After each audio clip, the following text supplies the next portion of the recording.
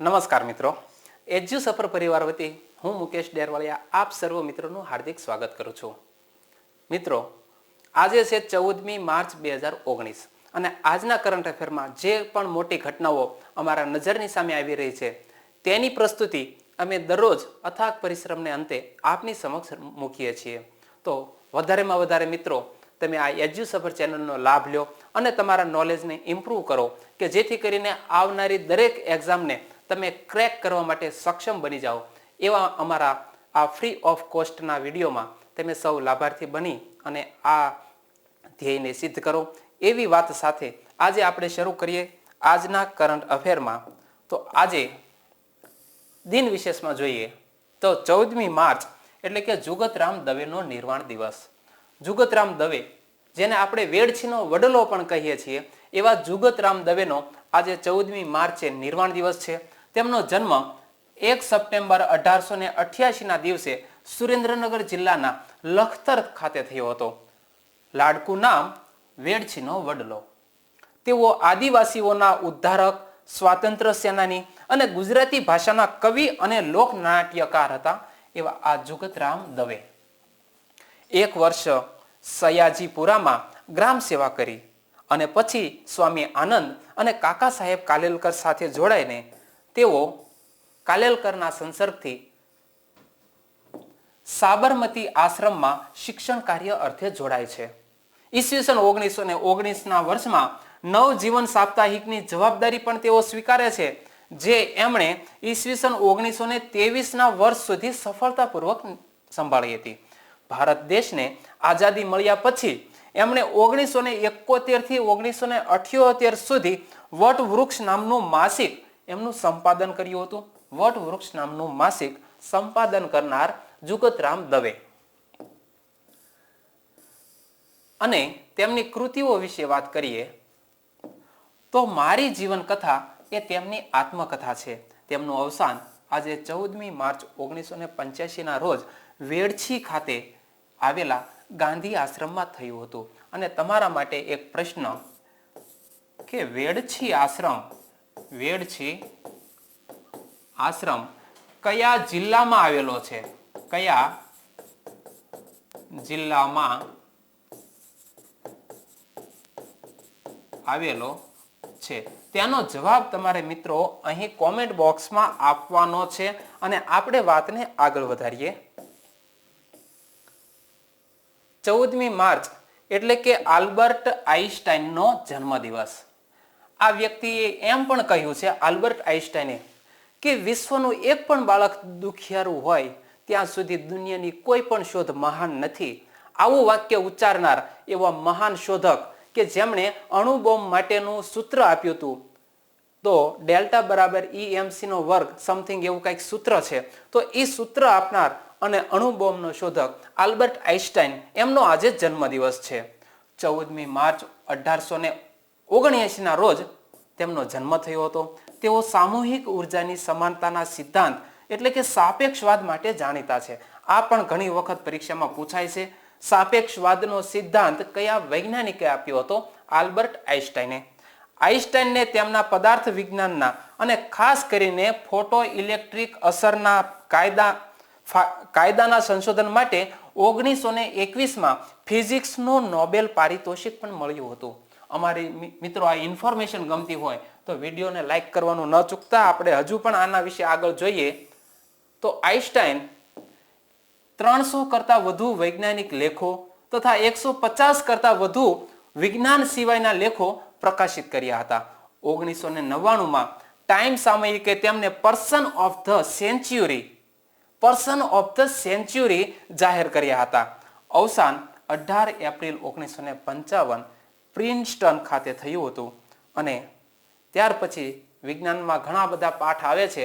તો આઈન્સ્ટાઈન વિશે જે કંઈ જાણવા મળે તે તમે કોમેન્ટ બોક્સમાં લખજો, એટલે વિસ્તૃત માહિતી તૈયાર થતી જાય અને આપણે બધા હળી મળીને તે રીડ કરી શકીએ. એટલે આઈન્સ્ટાઈન વિશે જે કંઈ તમને જાણતા હો વિશેષ તો તે તમે કોમેન્ટ બોક્સમાં લખજો, જેથી કરીને સૌ આપણા સબસ્ક્રાઇબર મિત્રો તેનો લાભ લઈ શકે. ગુજરાતના સમાચાર જોઈએ. ગુજરાતમાં ચૂંટણી ખર્ચ પર દેખરેખ અને નિયંત્રણ માટે ચૂંટણી તંત્ર સજ્જ બન્યું છે.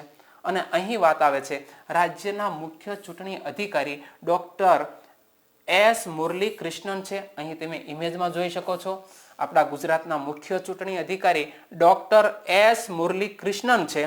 આદર્શ આચાર સંહિતાના પાલનની દેખરેખ માટે રાજ્યમાં નોડેલ અધિકારી, flying squad, video surveillance team, video viewing team કાર્યરત કરવામાં આવી છે. તો જ્યારે લોકસભાની મોટી આ ચૂંટણીની રણનીતિ હોય ત્યારે ચૂંટણી તંત્ર સજ્જ થતું હોય છે. તો આ સર્વે ટીમ દ્વારા રાજકીય પક્ષોને ઉમેદવારના ચૂંટણી ખર્ચ પર દેખરેખ રાખવામાં આવશે.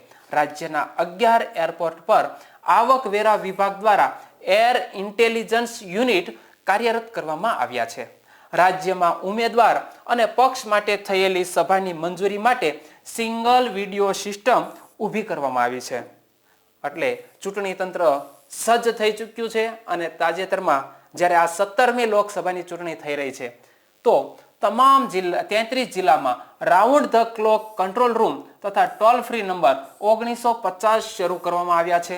એટલે જે કોઈ ફરિયાદ કાંઈ હોય તો 1950 ટોલ ફ્રી નંબર ઉપર આપણે ફરિયાદ કરી શકીએ છીએ. આ ઉપરાંત સી વિજિલ મોબાઈલ એપ્લિકેશન દ્વારા મળતી ફરિયાદો તાત્કાલિક ધોરણે દૂર કરવા જિલ્લા કક્ષાએ વ્યવસ્થા ગોઠવવામાં આવી છે. આપણે થોડા દિવસ પહેલા જ આ સી વિજિલ મોબાઈલ એપની ચર્ચા કરી હતી કરંટ અફેરમાં. તો તેના દ્વારા જિલ્લા કક્ષાએ આ તાત્કાલિક ફરિયાદોના નિવારણ માટે આ વ્યવસ્થા ગોઠવવામાં આવી છે. ચૂંટણી પંચ દ્વારા મતદાન માટે મતદાર ફોટો ઓળખપત્ર સિવાય 11 દસ્તાવેજો પણ માન્ય કરવામાં આવ્યા છે. અહીં તમે ઇમેજમાં પણ જોઈ શકો છો. સી વિજિલ નામની एप्लीकेशन शिकायत किए जाने के 100 मिनट के अंदर होगी कार्रवाई. आगे बढ़ते हैं. तो अगाऊ चूंटणी पंच द्वारा आपवामां आवती फोटो मतदार कापली ओळखना पुरावा तरीके मान्य हती, परंतु हवे पछीथी फोटो मतदार कापलीने मतदान माटे ओळखना पुरावा तरीके स्वीकारवामां आवशे नहीं. जे अगत्यनो निर्णय लेवायो छे. छेल्ला 2 चूंटणीथी आ मतदार कापलीनुं वितरण थतुं हतुं. ત્યાર પછી રાજ્યમાં દેશની સૌ પ્રથમ દરિયાઈ જીવસૃષ્ટિ બાબતે આંતરરાષ્ટ્રીય પરિષદ યોજાશે. ગાંધીનગર મહાત્મા મંદિર ખાતે 2 દિવસીય વેલ શાર્ક રિજિયોનલ કોન્ફરન્સનું આયોજન કરવામાં આવ્યું છે. અને આ આંતરરાષ્ટ્રીય શાર્ક કોન્ફરન્સમાં Android based mobile application whale watcher launch કરાશે. આ પણ ખાસ અગત્યના સમાચાર છે. ગુજરાત લેવલે આંતરરાષ્ટ્રીય કક્ષાની આ પરિષદનું આયોજન થતું હોય અને તે પણ ગાંધીનગરના મહાત્મા મંદિર ખાતે, ત્યારે આ બધી બાબતો આપણા આવનારી એક્ઝામમાં પ્રશ્નો સ્વરૂપે મુકાઈ શકે છે. વાહલી ચેર નામની એપ્લિકેશન, વાહલી વોચર નામની એપ્લિકેશન લોન્ચ કરાશે. ત્યાર પછી આગળ જોઈએ તો આ કોન્ફરન્સમાં અરબી સમુદ્ર સરહદે આવેલા દેશના વૈજ્ઞાનિક સંરક્ષણ અને કાયદા અમલીકરણ મંચના નિષ્ણાતો તેમાં ઉપસ્થિત રહેશે. વૈશ્વિક સ્તરે વહેલ શાર્કની ઘટી રહેલી વસ્તીના કારણે તેના સંરક્ષણ કાર્ય માટે આયોજન કરવામાં આવ્યું છે, જેના દ્વારા તેને બચાવવાની યોજનાઓ પણ બનાવવામાં આવશે. વહેલ શાર્ક સંરક્ષણ ભારતમાં વર્ષ 2014 થી ગુજરાત સરકારના વન વિભાગ દ્વારા અમલમાં આવ્યું છે. ત્યાર પછી આગળ જોઈએ ભારત લેવલના સમાચાર. તો 3 કૃષિ વૈજ્ઞાનિકોને મોઝેક પુરસ્કાર આપવામાં આવ્યો છે. કૃષિ ક્ષેત્રમાં વિશેષ શોધ કરવા માટે આ પુરસ્કાર આપવામાં આવતો હોય છે. મોઝેક પુરસ્કાર કૃષિ સાથે વિશેષ શોધ કરવા માટે આપવામાં આવે છે. આ પુરસ્કાર Central Research Institute for Dryland Agriculture એટલે કે CRIDA ના વૈજ્ઞાનિક ડોક્ટર સુમંત કુંડેને આપવામાં આવ્યો છે. ખાસ યાદ રાખજો, મોઝેક પુરસ્કાર કોને એનાયત થયો છે? ડોક્ટર સુમેત કુંડે. આગળ જોઈએ તો ભારતના કૃષિ અનુસંધાન પરિષદના વૈજ્ઞાનિક ડોક્ટર CS પરિહાર તથા ભારતીય જમીન વિજ્ઞાન સંસ્થાનના વૈજ્ઞાનિક ડોક્ટર સંજીવ કુમાર બેહરાને આ પુરસ્કાર આપવામાં આવ્યો છે. અને 2015 થી આ પુરસ્કાર આપવાની શરૂઆત થઈ છે. ત્યાર પછી આગળ જોઈએ તો તમિલનાડુની અપરાધિત હળદરને GI ટેગ આપવામાં આવી છે. આપણે ઘણા દિવસોથી આ GI ટેગ ખૂબ જ ચર્ચામાં રહી છે, જીઓગ્રાફિકલ ઇન્ડિકેશન ટેગ. અને ગઈકાલે પણ એક GI ટેગ આપવામાં આવી હતી, જેમાં તમે બધાએ વ્યવસ્થિત રીતે જોયું હોય તો તમે કોમેન્ટ બોક્સમાં અચૂક લખજો ગઈકાલની જીઆઈ ટેગ કઈ વસ્તુને આપવામાં આવી હતી. તમિલનાડુની અપરાધિત હળદરને જીઆઈ ટેગ આપવામાં આવ્યો છે. આ હળદરને જીઆઈ ટેગ આપવા માટે 2011માં અરજી કરવામાં આવી હતી. કર્ણાટકની સોપારીને જીઆઈ ટેગ આપવામાં આવ્યો છે.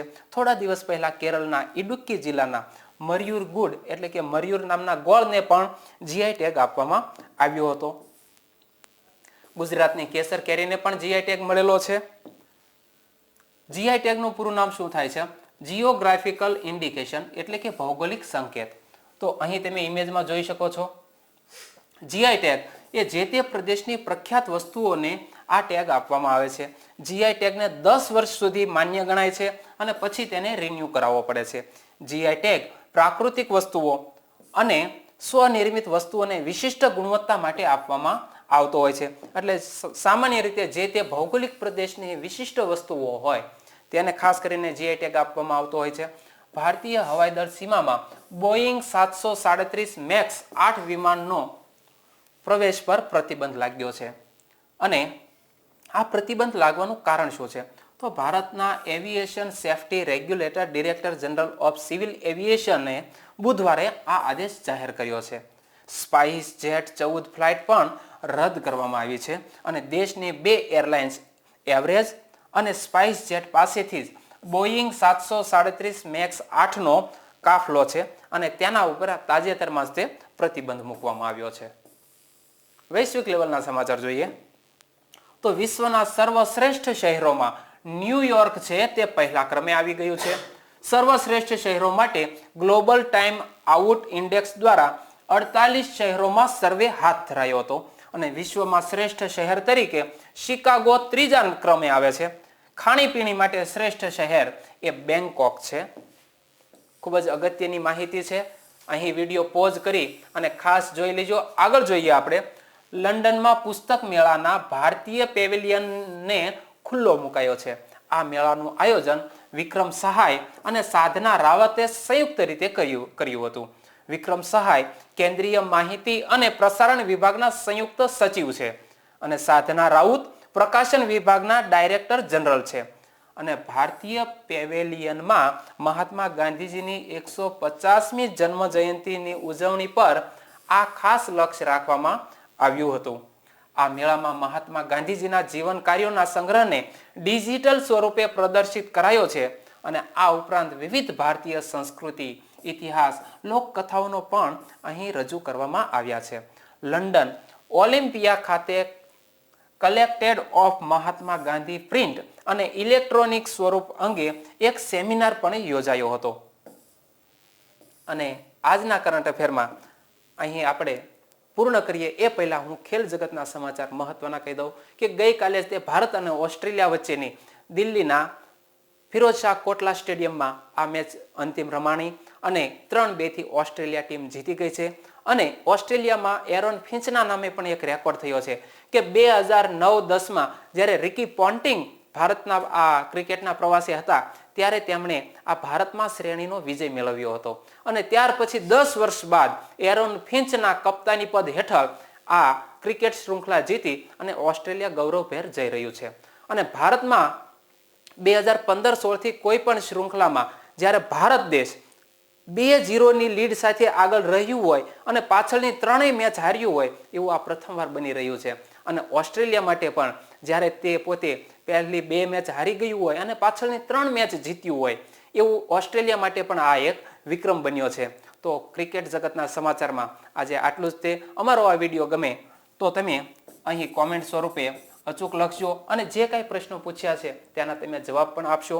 કાલે ફરી મળીશું એક નવા કરંટ અફેર સાથે. ત્યાં સુધી બધાને જય હિન્દ.